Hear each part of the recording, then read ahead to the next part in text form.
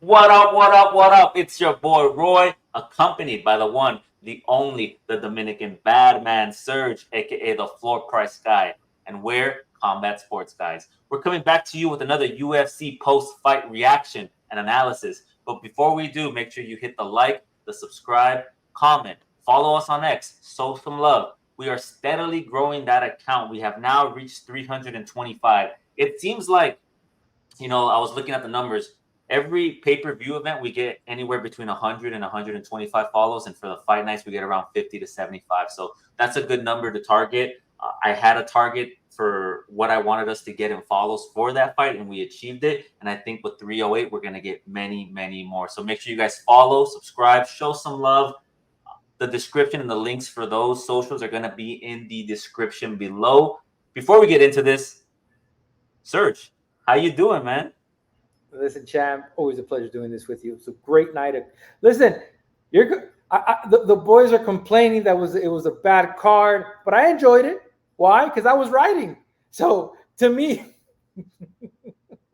we'll get into Yeah, everything. We'll yeah. get And into what he's referencing in terms of writing is on our X account, we do a round by round analysis for the fight and we update the live odds. And when the fight's over, we put out a tweet telling who wins the fight and how the rounds went and how the odds have shifted. So for the people who aren't able to watch the fights, that's a good tool for them to go and reference and kind of read up on if you're into that type of thing. So we'll show you an example here. So this is for the Melissa Martinez and Alice Ardeline fight. You see it there, round one. The odds shifted. Ardeline became the favorite. Martinez became the dog, and it kind of goes from there. So let's get into this card. But before we do, I want to congratulate you, man. 8 of your 10 picks were successful. Now, you see 10 fights here. The card had 11. We omitted the Hadley versus Smotherman fight because we didn't get to cover, we didn't get to dissect it, we didn't get to pick a favorite for that fight. But overall, you did well, man. 80% of your picks hit. I hope you hit some nice wins on your bets and your parlays. But congratulations, I had 60%. The one that kind of did it for me was Phillips. I did have him in a couple of parlays that kind of they were hitting all the way until the end, and then when he lost that fight, it kind of just went down from there. But some successful wins. We had Elkins as a dog. We kind of, when we made the video, he was listed as an underdog, and as the fight neared, he became the favorite. So we were able to get in early on that, and we'll get into the card here. First fight of the night, we had Austin Lane versus Robelis de Spain. I think you and myself and the whole MMA community thought the Spain was going to learn from his mistakes. He was going to keep the fight on the feet, and he was going to come back, get in the W column, and knock out Austin Lane. But what happened? I didn't predict Robelis to take himself down. He went in for a kick, slipped, fell, was on his back, and then Austin Lane was like, oh, I'll make myself comfy, and then boom. He didn't throw any strikes in the fight. Nothing. It looked like they just found him and just threw him in the octagon. What did you think of this fight, man? fuck, man. You want to talk about an inconsistent fighter, a fighter that you thought that was going to take more risk, but it looked he was gun shy, and he was. It's just an overhand right fighter, really. Yeah. Like, and they were saying, "Oh, this guy's a Taekwondo guy." What was the Taekwondo? The kicks, the low kicks. You don't. The You know kick you that took can't him out? the what? The kick that took him to the ground? Is that the kick you're referencing? Yeah, but low kicks aren't part of Taekwondo. So Yeah. where was that Taekwondo? He probably took one or two kicks, but champ hesitant. This is going to be an issue for him. Maybe the UFC gives him and I told you this. The UFC, by putting him in the opener, they're punishing him. They're punishing him because his last fight against Waldo, it was the same thing. So what are they going to do? They're going to honor the contract. They're going to put him in the first fight of the card. And what does he do, champ? Instead of delivering a KO, he doesn't. He was hesitant. I don't know. Like, he needs. I don't know, champ. I'm clueless, same as you. I don't have words, champ. Shout out to Lane. Lane got it done. A 4-1 dog. Wow, champ. Just Yeah, he wow. got it done. It was his last fight in the UFC per his contract, right? And Waldo, as you mentioned, kind of really showed everybody Despain's vulnerability, right? And that is the ground. He has no takedown defense. He can't scramble off his back. He just lies there, right? He just lies there, doesn't make it work, and just gets controlled. And I think going forward, if the UFC does decide to keep him or decides to cut him, he's gonna have a tough time fighting opponents because they're all gonna come in with that game plan, right?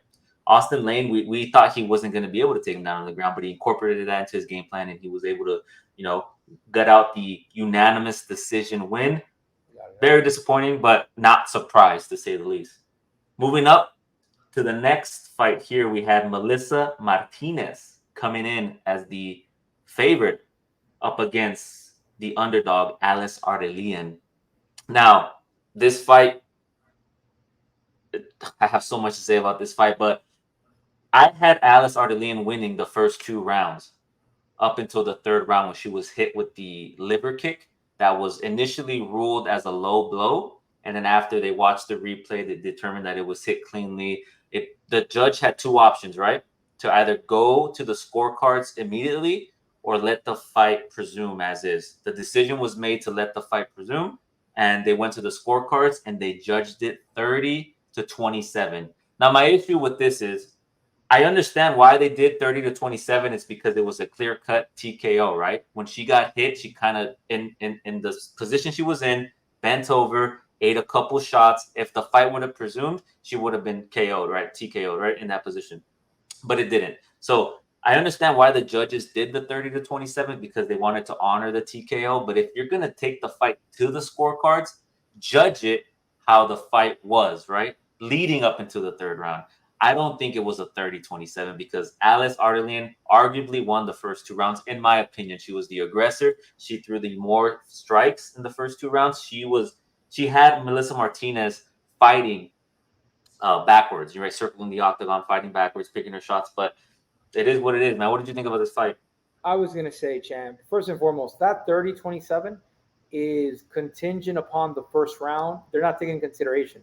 So that first round was a 10-9 for, they had a 10-9 for Martinez. Mm-hmm. And I did not see it that way. It was, like I said, I put my money's on my pick is Martinez, but Ardelena should have won that fight, right? So every judge scored this, and if you look at my screen, you kind of see the odds. They scored it 30-27. It's a bit bizarre, especially when the odds were. I made a little typo at the third round here, but you could see at one point the odds was a plus 1,200, champ, and minus 1,200 for Ardelena. Mm-hmm. I'll tell you this, champ. This is, and we're kind of speaking a little bit about it. The reason why they gave it to Martinez was because of the movement. I strongly believe it was the movement because Ardelena was landing the more power shots. Now, the only round Martinez won was round 3. Yeah, of course. Let's go round 3. But round 1, round 2, it wasn't. It looked closer. If I would have judged the fight based on what I'm seeing versus the actual strikes, at one point I thought Martinez was winning. But when I saw the striking, I'm like, this does not work because Martinez was landing one and moving. But Ardelena was landing for every 1, 2. It was very bizarre, weird thing. The TKO has nothing to do with the judges' scorecard. I have to say that. That there was crazy. But shout out to them. They need to kind of Mike Bell again at it again. But again, similar to Tony Weeks, Ron McCarthy. I really wish we could get these judges in and ask them, what were you seeing? Because it was activity, champ. Again, another situation where activity and activity oversees striking and pressure. Yeah, and then going towards the stats here, like round per round, like you look at round 1, Alice Ardelian, he did hit the lesser strikes in the first round, but she had the strength behind them, right? They were more significant. And round 2, you kind of see that they're even. In the third round, whatever, the liver shot happened. But yeah, I agree with you. I'm interested to see what decision went behind them, scoring the first 2 rounds 10-9 for Martinez. Yeah, I'd be interested to see that. But yeah, She won. It should have been a TKO. The ref did what he felt was necessary at the time, and Martinez won via decision. Going to the next fight, unanimous decision. Going to the next fight, we have Elise Reed up against Jessica Penne. Elise Reed ended up winning the fight via unanimous decision. Penne, we kind of talked about this in our pre-fight analysis. Her game plan was to take the fight to the ground and look for the submission win, right? She has the superior jiu-jitsu.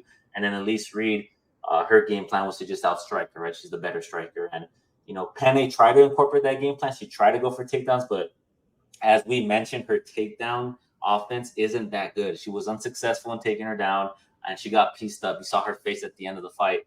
At least Reed looked good with her striking. It was a good fight. It's more than what I expected, but it was a good fight. Better than the Despain fight, I'll tell you that. Reed, I was gonna mention in my tweets that this is the best I've seen Penne in years. Mm-hmm. But one of the things that I think happened a lot in this card was that many fighters in the first round, champ, they went too hard too quick. Penne was after the second, that's it. There was no more threats. Elite Reed just picked her off from the outside, and that was my issue going into this fight when it comes to pick. Who's going to fade? Penne faded, and she was blitzing, she was leaning, but Reed established her range, got the job done. When it comes to Penne, I think, who do you give her? You got to give her maybe a top 40, top 30 fighter, or maybe retirement is looming in. But Reed, the fighter that won, tons of potential. That strawweight division is so, and flyweight is so movement based. Taekwondo, it is insane. Looking forward to seeing where Reed goes from here. Yeah, likewise. And then next up, finishing off the women's bouts, we had Jocelyn Edwards, who missed weight, but I believe by 2 to 3 pounds, up against Tamiris Vidal. She did get out the submission win via the third round, the rear naked choke. She looked massive. I think I even messaged you as the fight started, like, yo, she looks big, like she looks strong. And obviously, when you miss weight, you're going to have the advantage, right? The size advantage is always going to be there for you. This fight I actually enjoyed this fight as well. It seemed personal, right? They were both kind of aggressive on the come out and everything. They exchanged blows. It was really good. Jocelyn Edwards, her striking looked good. She kept trying to incorporate that spinning back fist. It just wasn't working, but she needs to be careful because she did it about 4 to 5 times. And, whoever fights her next is going to pick up on that tendency and they're going to be able to capitalize on any weaknesses they see, right? But, yeah, it was a good fight. I think the weight kind of played a big part in this fight, but Jocelyn Edwards was always going to be the pick to win. We both chose her to win. And, yeah, what did you think, man? Well, look, this looked like this was the highest level of striking of the night for a female. Let's be honest, this girl was on it. Like Reed was second best, but this girl, man, it was so crisp and powerful. It goes back into the Elise Perez fight she had a couple of months ago, where there was like bad blood, and those two girls are I don't want to say the two biggest, but they struggle with weight because they're a little bit heavier, and I put on the tweet. She missed weight by 139.5 pounds. Non-championship fights, you could come out at 136. So she came up with a 3.5 weight advantage. Now, how much significant is that, champ? Well, she loses 20% of her purse, but you don't know. Like, you don't know what different. Like, it was just insane. And she apologized for her performance. Champ, this is not the first time. It's not the second time. It is, I believe, the third or fourth time she's missed weight. So Edwards needs to really, determine what she's going to do. Hire a nutritionist, figure it out. But if she can't figure it out, she's going to have to go to the PFL and fight at 145, champ. 155. Yeah, I agree. Yeah, figuring it out, just a bit more discipline and kind of time management, right? Kind of just time management, because who knows what's going on behind the scenes? We don't know. We don't know, right? Next up, we had undefeated Gene Matsumoto winning unanimous decision against Brad Katona. This was a good fight. A lot of exchanges, a lot of striking exchanges at the center of the octagon.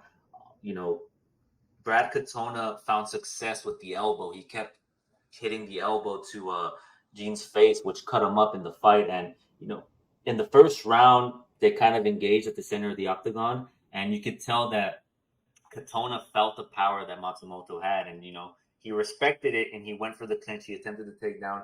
I like this fight. I was impressed with Gene's performance. He remains undefeated. One of the things I would hope to see him improve on is his defense when it comes to striking. He did get hit a couple times. I want to see more head movement, but he looked fast. He looked crisp. His striking was nice. His combinations were nice. Yeah, we had him to win, and he won the fight via unanimous decision. What did you think? Undefeated prospect getting it done. Katona is in a very interesting situation because he's good, but when it comes to these guys, he can't really get past these guys, right? So, shout out to Matsumoto. But when it comes to Katona, fights at 135. Maybe it's time to go down to flyweight to 125. He's always going to be the smaller fighter when he fights, typically. But yeah, that's my only thing. I want Katona to go back to go down to 125. Shout out to Matsumoto. He looked amazing, especially with this undefeated streak. Man, give him a top 15, man. Let's scale this man up. Yeah, we'll see. We'll see what I think he was calling for, like a title fight too, if I remember correctly. So I don't think he's there. Can't give him a top 15 and let him work his way up. We'll see. Put him up against the ringer. Next up, we have what's up? I was gonna say this ain't flyweight, brother. This ain't flyweight. Go ahead. Sorry. Exactly. Next up, we had Asu Amabayev beating Matheus Nicolau via unanimous decision. Now, this fight was unlike the first fight. The first round, they were both kind of, testing each other out, figuring out the range, trying to come up with, the other's tendencies, right? Like what's going to happen, or what game plan am I going to incorporate? Because Nicolau you could tell in the first round, he was anticipating a takedown for Amabayev, but Amabayev wasn't doing it. He was kind of just waiting there, waiting for him to kind of pick his shot so he can kind of go and incorporate the takedown and do whatnot. But the first round was very slow. Not a lot happened in the first round. You come into the second round. That's when things start to pick up a little bit. Amabayev did shoot for more takedowns. The fight, got back up on its feet. And there was a time where Nicolau had the guillotine. He attempted a guillotine, and Amabayev really demonstrated his ability to scramble and get out of that. And good sportsmanship from Nicolau because he let the fight stop so he could fix his shorts when the fight was brought up to the ground, up to his feet. If he didn't do it, most fighters would have just capitalized on that, right? And kind of be like, you know what, I'm going to throw some combinations, see if I can take him down while he's in an uncomfortable position. But good sportsmanship. Amabayev in the third round kind of just did what we expected to do. He used his wrestling. He brought him down to the ground. He controlled him, and he won. Yeah, that's all she wrote. Yeah, I mean, look, Nicolau, good prospect, but he's just not cutting it with this new generation of flyweights. The third round showed the dominance of Azu. I mean, Azu did great, mounted it. Like, it was just the odds of the fight, the way they shifted. I mean, listen, Azu's up and coming. Nicolau put a good fight. Yeah, I mean, look, the reality is I was expecting more of Matthews. We did pick Asu, but I was expecting more of Matthews. That's all I could say. Yeah, I agree. That rounds up our prelims. We're going into the main card here. Darren Elkins, who was initially the underdog at the start of the week, beat Daniel Pineda via unanimous decision. This fight was everything we expected, right? We expected a dog fight. And one of the things I think you mentioned in the pre-fight analysis is the cardio. How are these boys going to look, in the third round? And boy, did they both look like they were just trying to hang on to dear life. But, Darren Elkins, man, his ability to scramble on the ground was impressive, right? I think Pineda went for the guillotine choke about like 3 to 4 times, and Elkins was able to scramble out of that and bring the fight back up to its feet. He looked good. he was the pick for both of us in our analysis, and he put out the win. What did you think of his performance? What did you think of the fight? Was it what you expected, or Yeah. You know what, champ? If I could have bet that Elkins was going to get his butt whooped for the first round and then come back and take it, that's what I would have bet. Pineda and Elkins are at the end of their careers. Shout of out to course, Pineda, he retired, but there was a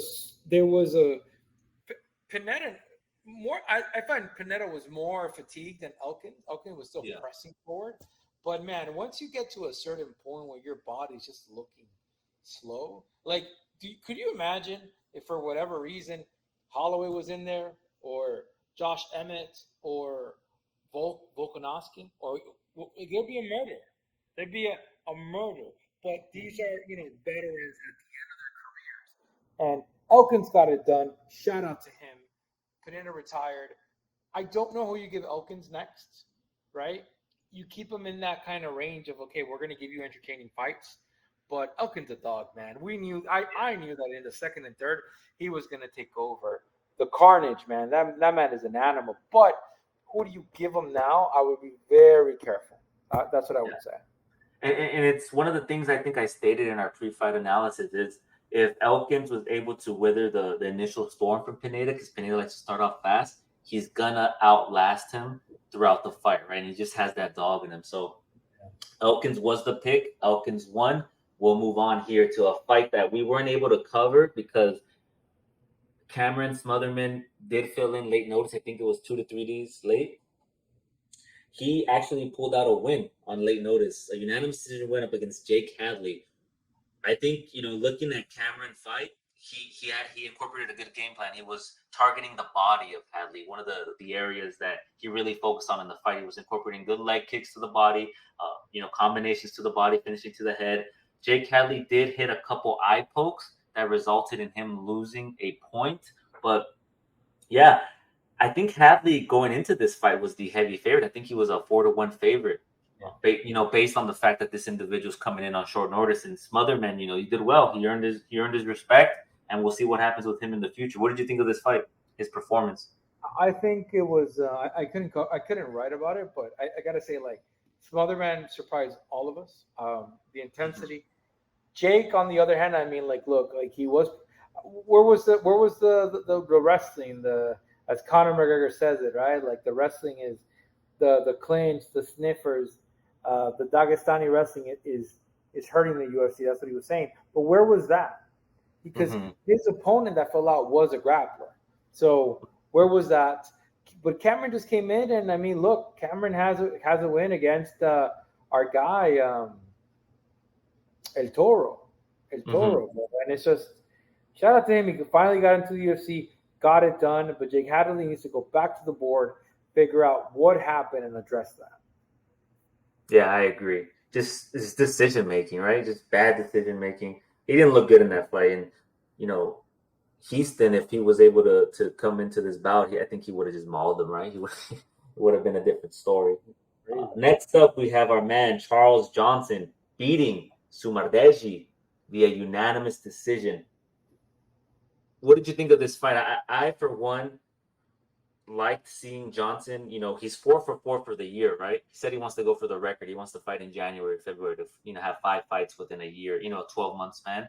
But I think Johnson looked good. His striking looked good. It was impressive. One of the things that I would have liked to see more from him was incorporate his wrestling because he has a wrestling background, right? Up against somebody that we spoke about has weak takedown defense and has been submitted 6 times. Like all their 6 losses prior to this fight were all from getting submitted.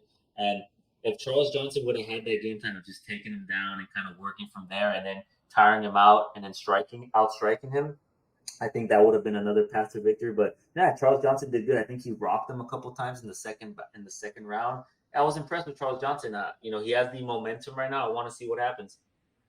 I He would called say out also before you go. He called out Rodriguez, who fought at UFC Noche Latina, if you remember. that's a good. I mean, yeah, lazy boy, right? Lazy boy, yeah. I mean, that's a dangerous fight. I mean, there's a lot of implications. Rodriguez has become a star after Six Fear. Mm-hmm. His Instagram has blown up. I would say this, champ. Shout out to Charles. He liked our post this morning. Charles does search his name and he tries to read what other people are saying, and he liked our Yeah. post this morning. Shout out to Johnson. Shout out to him. Johnson did great, but I was impressed by Suma Dirci, bro. I was very. I'm not saying that he won the fight, but I was impressed on how violent he was. Yeah. That it was so much. And was it in the third round or the second round where things got very chaotic and you started to see scramble? That was fight of the night to me, champ. I gotta say, Yeah. that is what you want out of a flyweight fight and of any fight. You want action, banging, wrestling.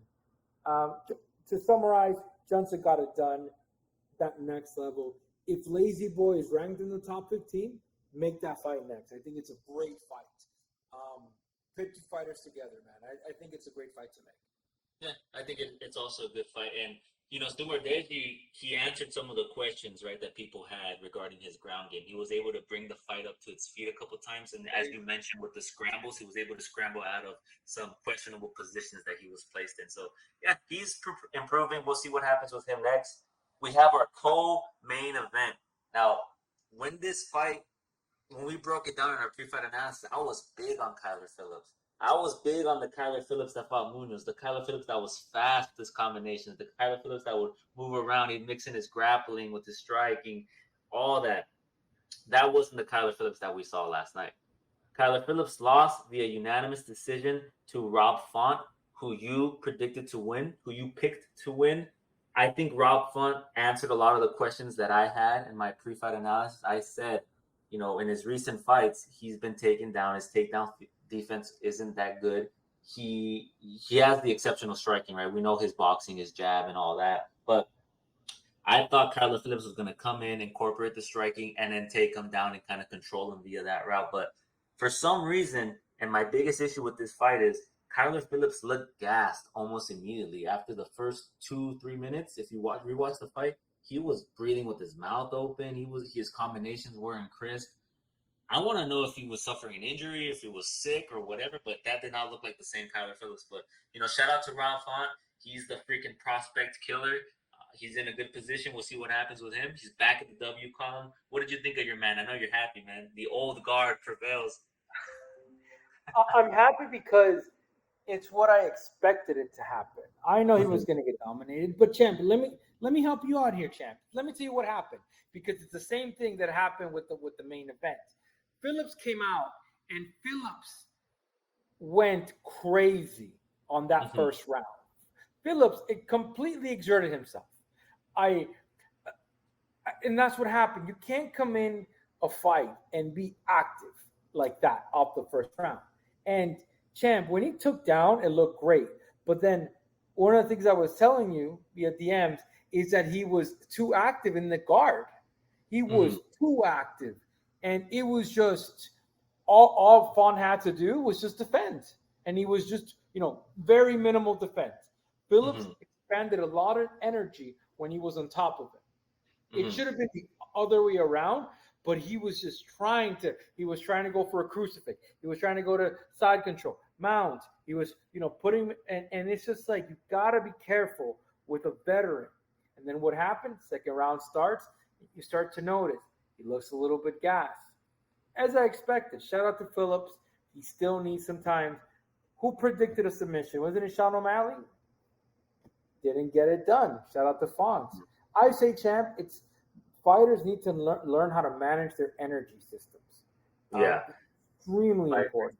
Yeah, Yeah. and Well, that's something we'll talk about in the main event. But, shout out to Font because he was able to, scramble off his back and bring the fight up to his feet and kind of make it his fight, right? He was the aggressor. He was pushing forward. He had Phillips circling the octagon. So he looked good. We'll see what but why? happens. But sorry, why did that happen, champ? Why? Why did he pick up that skill all of a sudden that he was able to see things because of the fatigue? Yeah, the fatigue and who he's training with, right? Yeah. Shout out to Faraz Sahabi. If shout out to him. Shout out to him. He incorporated a good game plan. We'll move on to our main event in which we both pick the individual who's on an 8-fight win streak, who was on an 8-fight win streak, Michel Pereira. He lost via round 5 KO, TKO, ground and pound punches to Anthony Hernandez, who now moves up to 6 wins in his last 6 fights. Let's see, what's his win streak? Is he on a 6-fight win streak, I think? Oh, I want to make sure I give the people the right information. Yes, sir. 1, 2, 3, 4, 5. Yep, 6-fight win streak. So I made the mistake that we often make. I think I made the same mistake with Bilal Muhammad up against Leon Edwards. I made the mistake with Merab Duvashvili against Sean O'Malley. And I made the mistake here. I underestimated the wrestling prowess of the opponent. We saw that in those 3 fights, right? Individuals take them down, they incorporate their game plan, especially in a 5-round fight, right? It's all about your conditioning, your cardio, and how you win the rounds. And I think Pereira made the mistake, and I think you'll talk about this more. Those first 2 minutes, he put it all out there. That was the Pereira we saw his last 8 fights, right? He just went out there. He did hit him with an impressive body shot. I think the front kick, he hit him in the abdomen, and it kind of like hurt him. You could visually see him get hurt, and then he went for the kill, but he wasn't able to get it. Fluffy looked good, man. He took him down a total of how many times? I want to say over 25 times he took him down. 28. He took him down 28 times, and he hit him with the vicious ground and pound, with the elbows. He really incorporated that Khabib style fight, right? Just kind of punish you on the ground. I was impressed.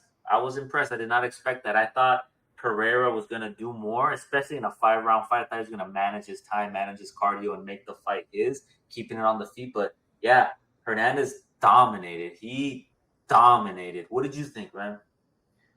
I mean, look, we both went for Pereira. Mm-hmm. The odds at Hernandez, he did hurt him. He hurt Fluffy. Mm-hmm. But it's just, man, like energy. You got to manage your energy, man.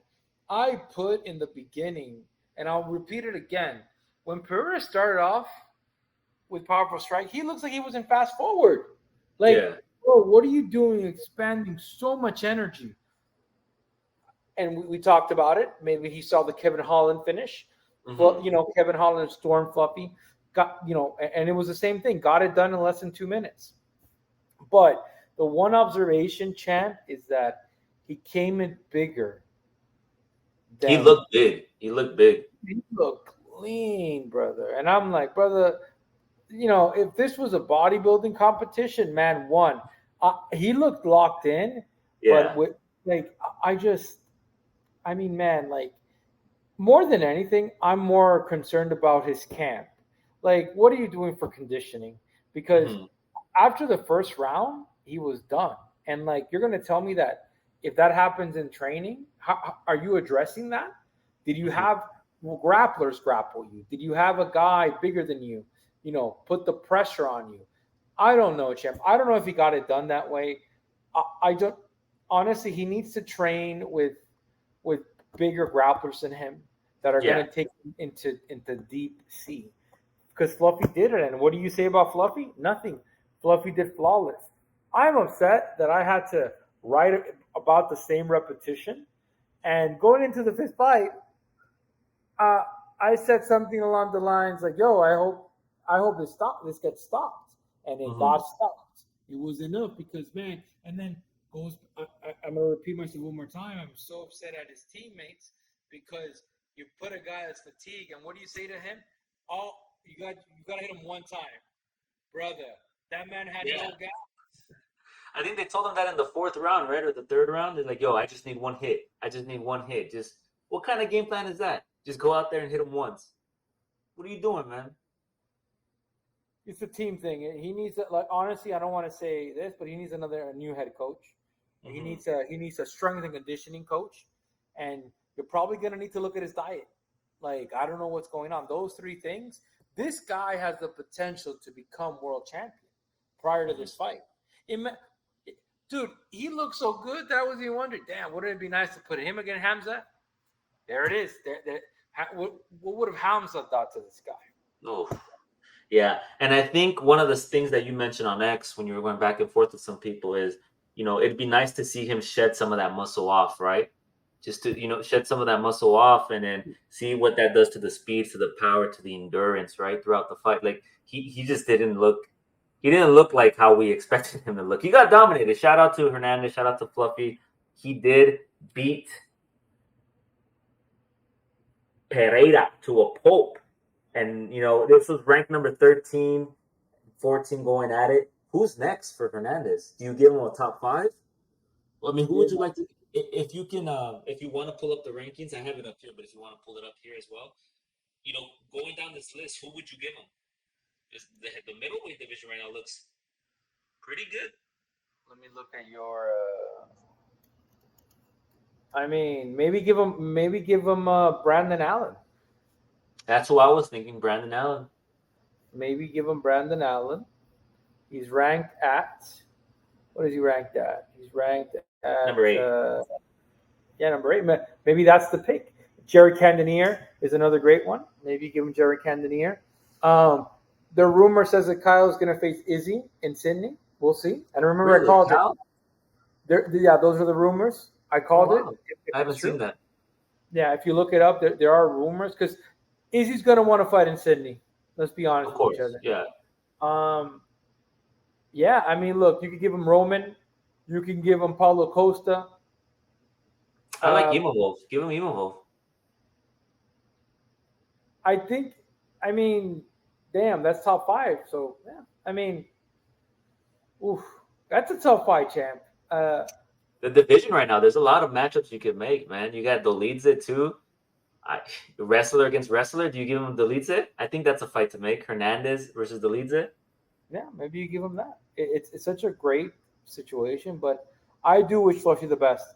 Fluffy looks very good, but in order for Fluffy to go against that top 5 champ, he's going to need striking. Now, the champ DDP has very unorthodox striking. Hmm. Fluffy has the same. So as long as he can incorporate that, he shouldn't have an issue. But we'll see, champ.